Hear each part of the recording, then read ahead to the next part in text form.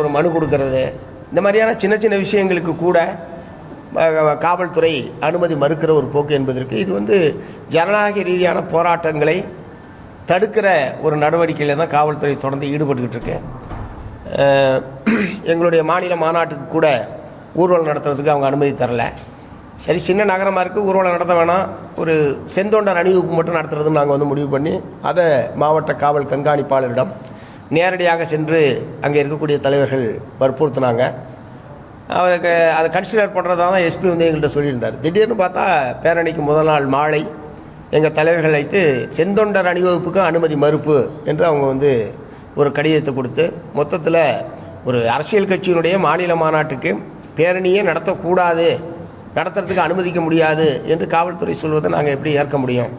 So அந்த முறையில் தான் அதை மீறி தான் இன்றைக்கி பேரணி என்பது நடைபெற்றது. பொதுவாக இந்த மாதிரி மீறி நடத்துகிற போது அது எவ்வளோ பேராக இருந்தாலும் வழக்கு போடுவது என்பதை வாடிக்கையாக வச்சுருக்காங்க தமிழ்நாடு காவல்துறை. வழக்கு போடுவது, நீதிமன்றத்துக்கு இழுத்தடிப்பது போன்ற பல நடவடிக்கையில் ஈடுபடுறாங்க. இந்திய அரசியல் சாசனம் போராடுகிற உரிமையை இந்திய அரசியல் சாசனம் மக்களுக்கு வழங்கியிருக்கு. வைக்கக்கூடிய கோரிக்கைகள் மீது மாநில அரசாங்கத்துக்கு ஏற்பு இருக்கலாம், நிராகரிக்கலாம், அது வேறு விஷயம்.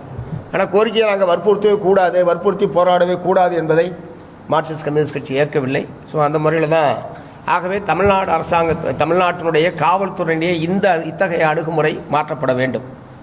இதில் மாநில முதலமைச்சர் அவர்கள் தலையிட்டு இந்த ஜனநாயக உரிமை பாதுகாக்கப்படுவதற்கும் மக்களுடைய ஜனநாயக குரலை எதிரொலிப்பதற்கான ஒரு வாய்ப்புள்ள மாநிலமாக தமிழகம் மாற்றப்பட வேண்டும்.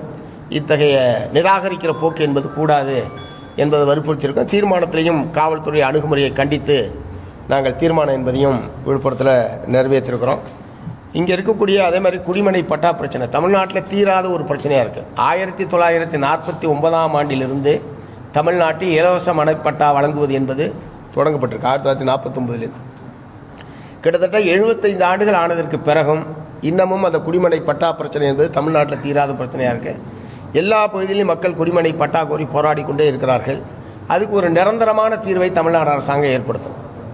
அது ஒன்று தமிழ்நாடு அரசாங்கம் நினச்சா செய்ய முடியாத விஷயம் கிடையாது. ஏன்னா தமிழ்நாடு ஒரு பெரிய மாநிலம், ஏராளமான தரிசு நிலங்கள் இருக்கக்கூடிய மாநிலம் தமிழ்நாடு.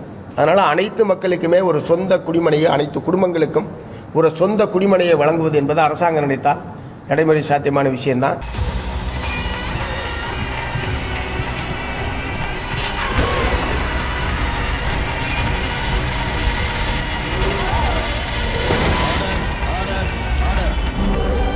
நிகழ்தகவு குற்றங்களின் மறுபரிமாணம் நாள்தோறும் இரவு 10 மணிக்கு இணைந்திருங்கள் நமது நியூஸ் தமிழ் தொலைக்காட்சியோடு.